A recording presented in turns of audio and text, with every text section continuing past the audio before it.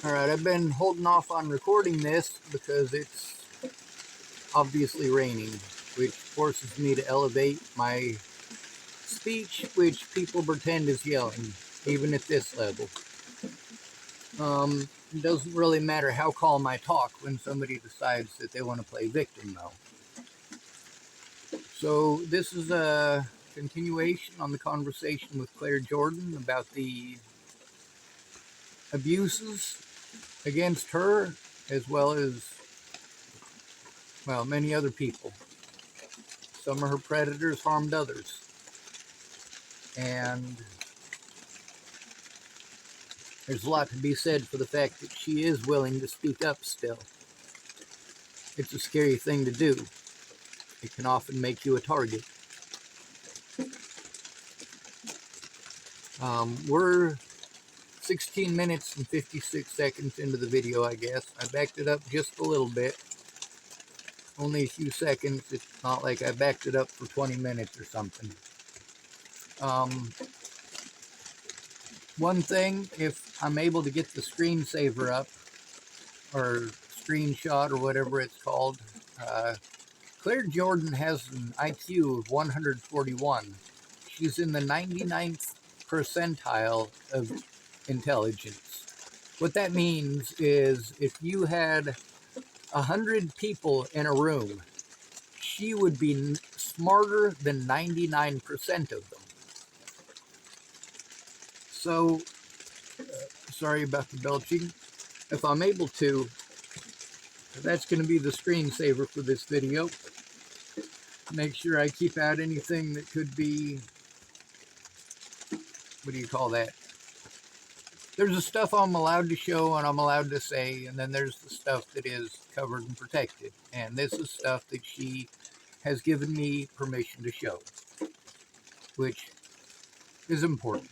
It does help her as well, because obviously she's not schizophrenic, she's not delusional, and the paperwork says that as well. It's just that the part about that has some personal information in it that it's definitely illegal to post on the internet. There's a lot of other stuff that it depends on the circumstances. If the only way that you have to record that somebody is literally in the process of murdering you is to press a quick tab button on your phone and start recording live on YouTube, well, that's the only option you got. Problem is, YouTube's going to destroy the video or remove it. Hopefully, if they remove it, it's not destroyed.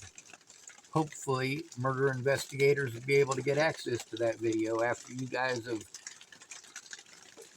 condemned it and destroyed it. There's also the situation in specific. Why is it happening? So, we'll continue this right here. We're already 3 minutes into me talking. There was a couple other points I needed to make too, but I guess one of the things to state is that children, the disabled, and the elderly are the vulnerable people in America. These are all the people that mandatory reporters have to turn it in immediately. So mandatory reporters have two choices.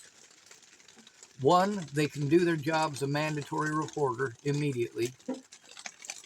Or two, they can break the law and pretend that you're delusional after the fact because they broke the law by not turning it in immediately and by not making a written report within 24 hours. That's here in Oregon. Those are the laws. In Colorado, they're a little bit different. In Nebraska, they're a little bit different. And in each of these places, I am treated inhumanely because I'm a homeless male. These people pretend that everything I say is a delusion. And then when they realize that it's not a delusion, well, they commit all sorts of crimes to try to run out the statute of limitations on their evidence. If they're able to prevent me from turning them in for over a year, they get to destroy body cam evidence and facility evidence. And they get away with these crimes.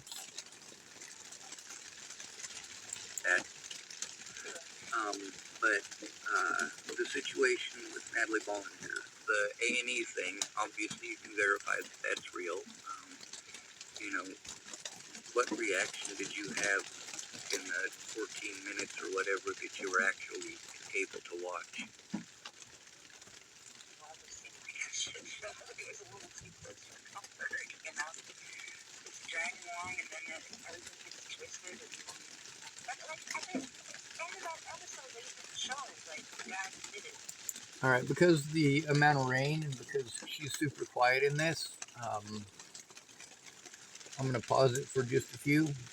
The thing here with Claire Jordan and her talking about the situation with the A&E thing, she did see it. When she initially called me about it, she, like, was crying and started crying a couple of times during it. Not horribly or hysterically, but, you know, that's one of the things that a lot of people have told me after watching that stuff. That stuff's horrible. And, you know, hearing things like, oh, I can only imagine what you're going through. I hear that a lot out of people who claim that they're going to help turn in the evidence too. But it always comes down to, well, the fact that they call me delusional to pretend that these things are untrue. Like they didn't do anything wrong. They didn't make any mistakes. You know? Yeah. That's what frustrates me, is like, okay, these people can't pretend to have an opinion on your case. They can't make it past where I made it, the dramatization. Well, if they're unwilling to look, I don't know if it's recording well enough to hear what she's saying because of the rain. So we're just going to hope that I'm not wasting 2 hours of my time, which is about what amount of time it takes for each one of these videos. If it's an hour long, it takes a while to download it as well. And then I got to wait for it to do all of its processing and all of that. And obviously, this isn't a situation where I'm only playing for you one little tiny bit and piece and then jump into another little tiny bit and piece. The only time I will do that is when there are 2 points that are connected that are very important to go back and look at. Like, if there's a part where, for example, when I'm speaking to the police, they refuse to allow me to make a written report, and then in another part, they say that I have to make a written report, or the situation where mandatory reporters refuse to look at evidence of the abuse, and then they won't turn it in, and their excuse for not turning it in is that they didn't see it. Well, first of all, they don't have to see it. It just has to be a credible accusation. And second of all, after you've treated somebody like saying that they were assaulted is the same as saying that they're a magical unicorn who works for the CIA and pumps brainwave rays up people's backsides with your brother Bigfoot. Very big difference there. Or believing everyone's out to get me. This is another thing they wanted to claim, that I thought everyone was out to get me. So at that point in time, about 100 people in Tillamook, Oregon had taken part in the abuse, and about 25 people had assaulted me. So there's a population here that isn't very large, and 25 people is 1/2 of 1% of the population. That is a far cry from everyone. And 100 people, this is the number of people who harassed me over this stuff, or roundabout. It's definitely more, but we're going to try to give them the benefit of the doubt. But that's still 2% of the population. That's still a far cry from everybody. It's not that all these people are out to get me. Most of them are out to hide the fact that they broke the law. Very plain and simple. They didn't want to do their job. And you need to come at this with the same energy that you would if it was your 9-year-old daughter going through this. It doesn't matter if it's your 9-year-old daughter being raped, if it's a 65-year-old man who's being beaten in a nursing home, or a disabled person on the streets who's being assaulted repeatedly, you need to take it just as seriously. None of this, I refuse to see it. I'm not going to set up an appointment to see it. I'm going to pawn it off on somebody else and not take it serious crap like I'm having to deal with TFCC. So far, I've been ran around in circles. Russell is the only one who's even tried to do anything useful. He's taken a look at the evidence, and he's going to try to help turn some of it in, I guess. We got to wait till Monday to do that, and he's not a mandatory reporter. Yeah. Out of all these people, the person who's helping me to turn it in is somebody who's not a mandatory reporter. Look at the evidence, and they want to pretend that I'm delusional for stuff that obviously you've seen. If you've seen it, can it be a delusion if other people are able to see it? Shared delusion, not government. High school shared delusion. Yes, ma'am. Well, the fact that I've got so many of them recorded on my YouTube channel shows that the stuff with you and I are definitely not delusions. Those situations actually happened. That's helpful. But, you know, the thing with the abuse, a lot of people have looked at the messages between her and I and told me how retarded I am for not realizing she was absolutely infatuated and in love with me, and I just didn't get it. But I mean, that's an autistic thing, you know? It's not like I've ever been in a relationship able to... It really is an autistic thing. Like, I get made fun of that, about that, like, all the time with my friends. Is that guys would be hitting on me, and I have, like, freaking idea I could have had this conversation. Yeah, like, when she was claiming that she was suicidal...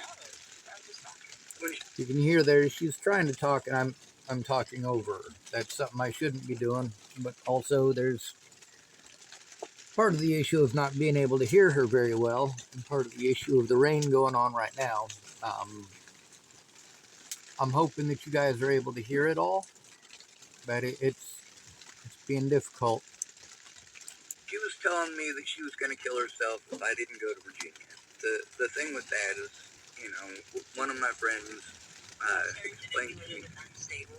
Yeah, well, she explained to me that the suicide thing might have been because none of the other stuff that she was trying to do to get me to understand that she really, really, really, really thought she was in love with me is the suicide thing. That's what she used to manipulate me into actually going to Virginia when I wasn't there fast enough. She actually drove her car into a telephone pole after telling me if I wasn't already on the road, she was going to kill herself over her family and her ex-boyfriend.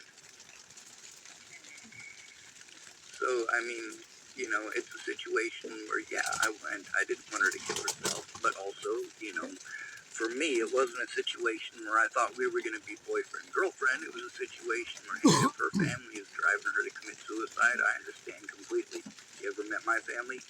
You know, you understand that kind of thing. So, you know... And no, Claire has not met my family, so far as I'm aware. It was just making the example. So it's not something that literally happened. No, I don't believe that she knows my mother or my father or my sister or any of those people. It's just a figment of speech, I guess, is what they call it.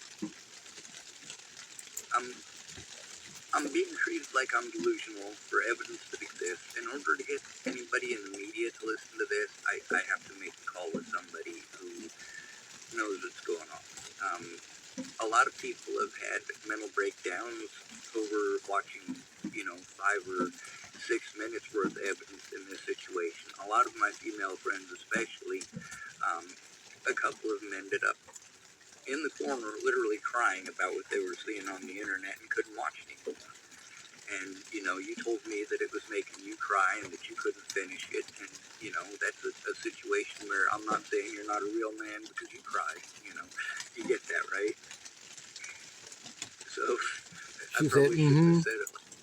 And I'm pretty sure that part was not loud enough to be heard. She said, But the rain is getting a little bit louder. I might have to post this video as just part of the video.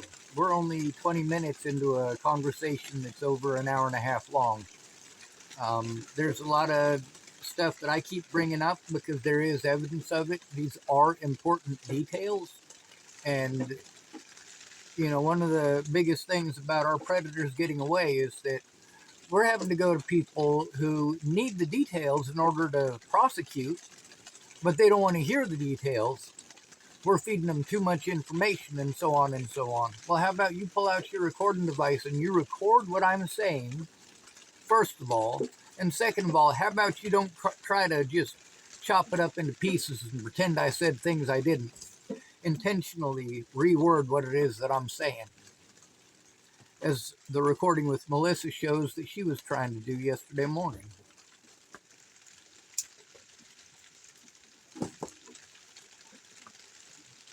That cannot be allowed.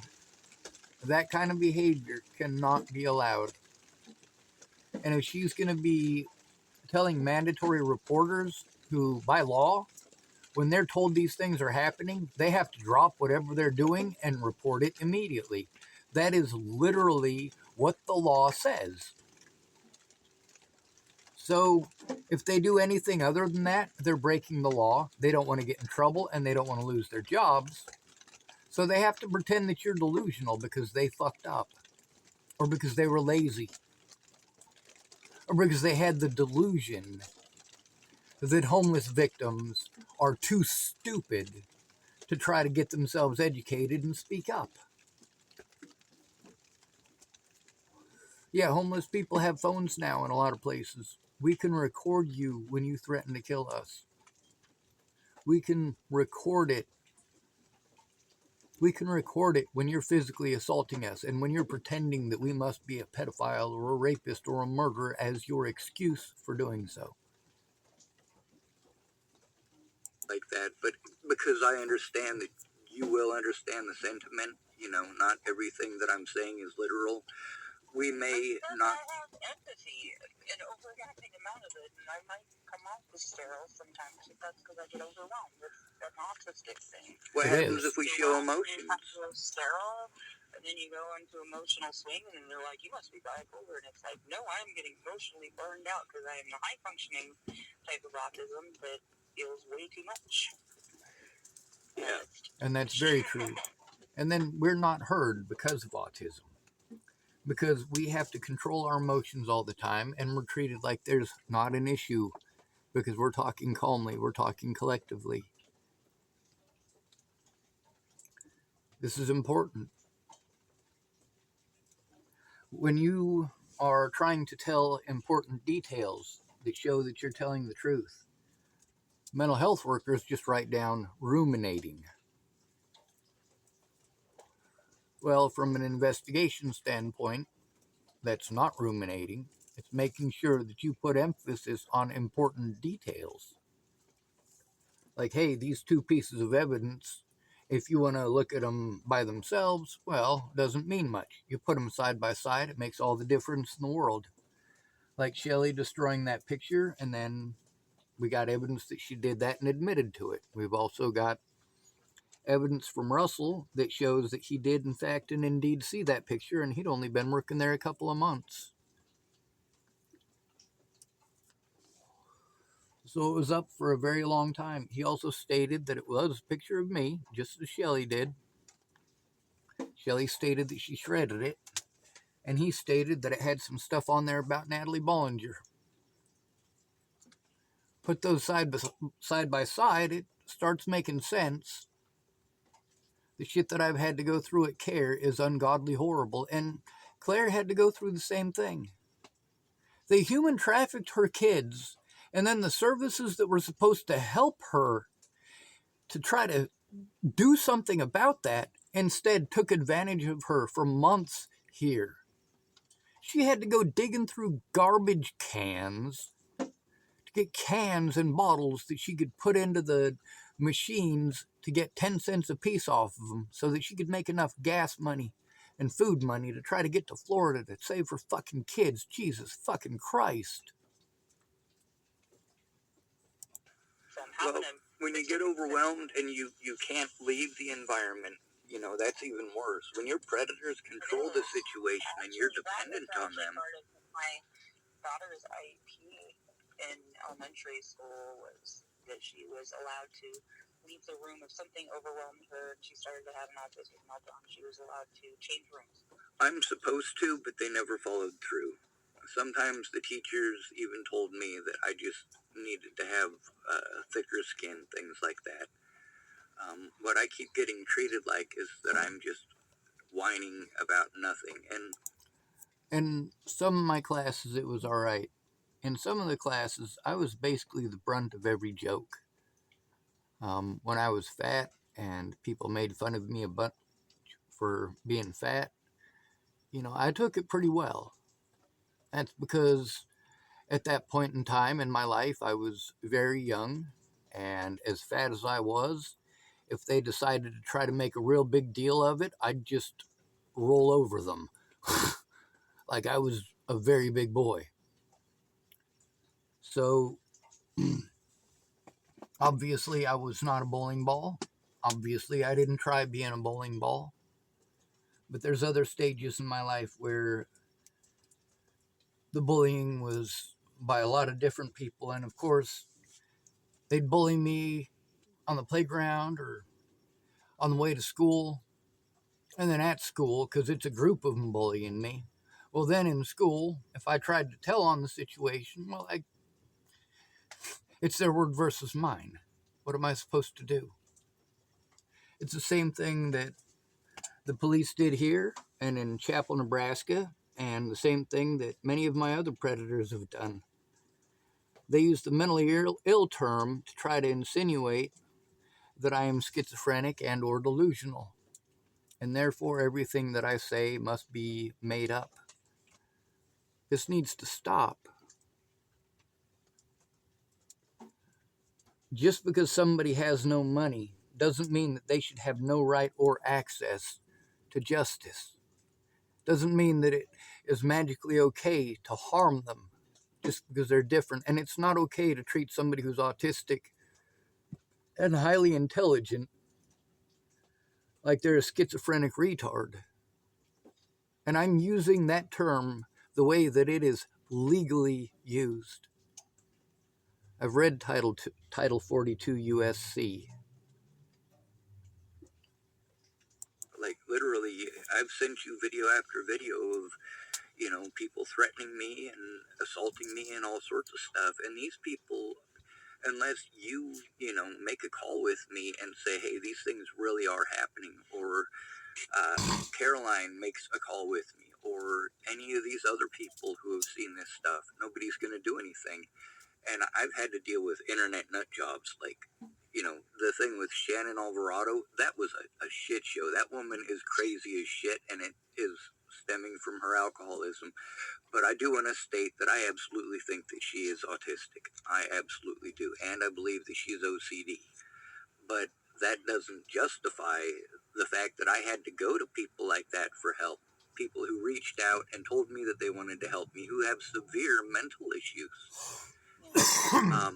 She's she's not physically violent, she's verbally violent. And the thing is, when I'm in an environment like that, between the echolalia and the mimic, situations that we endure, you can tell by watching my videos what kind of an environment I'm in and, what kind of interactions I'm having. If people are threatening to kill me, then yeah, I'm not going to have a positive reaction to that. Most of the time I'll just talk about it. But if it's become a physical issue or nearly a physical issue, like let's say somebody throws a rock at me and it misses me, but they threw a rock at me, that's something where I'm going to show more emotion than when I'm having to try to turn in that, yeah, these people who have repeatedly assaulted me and called me a homosexual and then assaulted me again are still driving by. I'm going to pause this and I'm going to actually show you examples.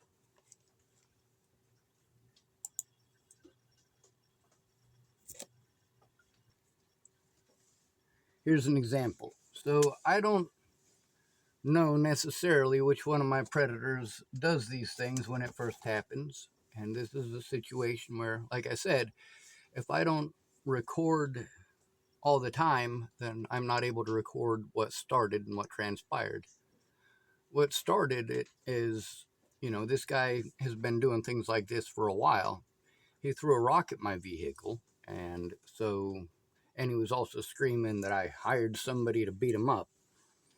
So I pulled out my telephone to record the situation, find out who it was so that they could be properly identified at least. Not that the police are going to listen to me. And I want you to listen to what this guy has to say. Also, pay attention to my demeanor and at what point I get actively loud. Apparently, there's someone yelling at my car about hiring someone to beat them up. Oh, it's Chris Stafford trying to pretend I hired someone to beat him up. 909 PCT. You fucking little girl stalking piece of shit, motherfucker. Yeah, I told you. The cops are gonna fucking laugh at you, you're a piece of shit. The cops did laugh at me. Well, they smiled real big when I told them. The problem with the body cameras is that body cameras do not record a police officer's reaction. So I say something about them smiling. And then, of course, the answer that they say is, I'm not smiling. Of course, how are you going to conflict that? Unless you're recording them at that point in time. Kind of like this situation here. What I'm doing is observing and recording, making sure that I get the information that I'm told that I need to have to turn this stuff in. His license plate number, his vehicle, and who it is. This I've done. But also, as soon as he starts to approach me, I have to stand my ground. I'm not going to be able to scramble to my vehicle, and if I do, well, we're going to show you a video right after this that shows you why you don't walk away from your predators. Yep, that literally just happened. That's Chris Stafford. He assaulted me and threatened my life on multiple occasions. Yep, I told you. Who fucking hired somebody to fucking try to beat my ass? Ain't nobody hired no. Stop! Stop! Get away from me! Get away from me! Get away from me! Get away from me! No, you can't! Get away from me! Get away from me! Get away from me! Get away from me! Get away from me! Get away from me! Did I get loud for no reason? No.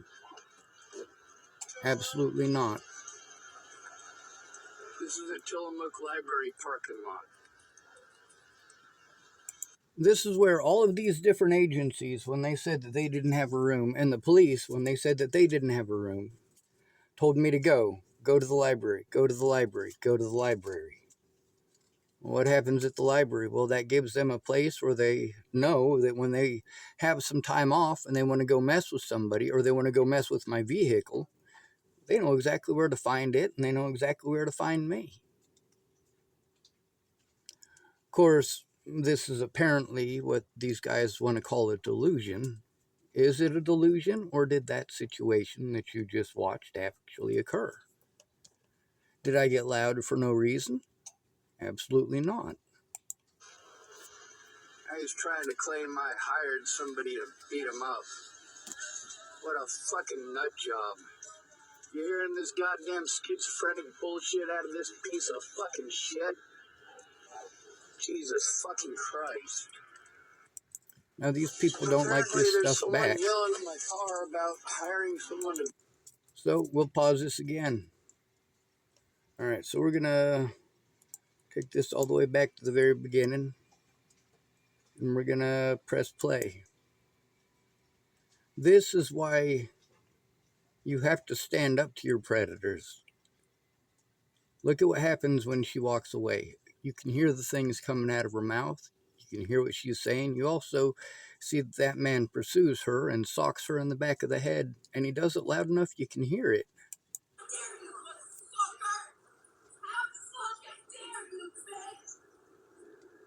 This was in the Dalles, Oregon.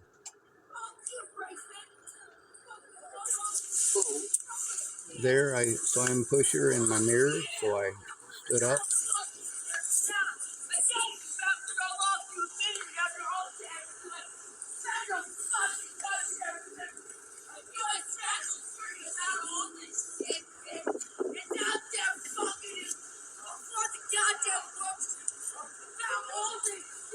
First, I want to bring your attention to how many people are there. We'll pause it right here. There's him, there's Jamie, there's the guy that hits her, and there's a bunch of people all up underneath this awning, and most of the people are lined up against the other side of this building. Hey! Hey! Ah!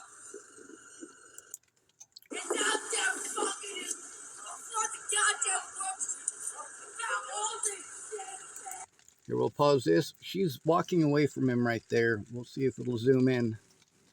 Okay, so you can see she's right here, and he's right here. She's walking away from him, and she's not facing him.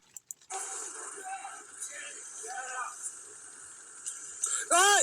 Hey! Ah! We can't have people hitting people. That ain't okay. Did I get loud for no reason? Absolutely not. So, I know we haven't gotten far into the clear video, but I tried to turn this situation in repeatedly. This man had also targeted several other people. He specifically targets people that, beyond any shadow of a doubt, are absolutely schizophrenic or have PTSD to the point where they can't function at all. Like some of these people just sit there and mutter to themselves. It's horrible. And then that parking lot there was run by the drug addicts. The worst of the worst.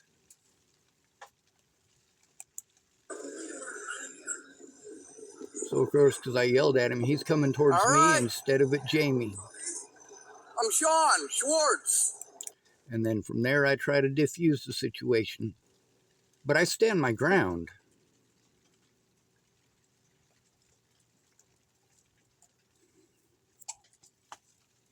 We're actually going to end this video here. And I'm actually going to start the next video with these two things so that you understand this. These are not delusions. He's not the only person who has told me that the cops will just laugh at me.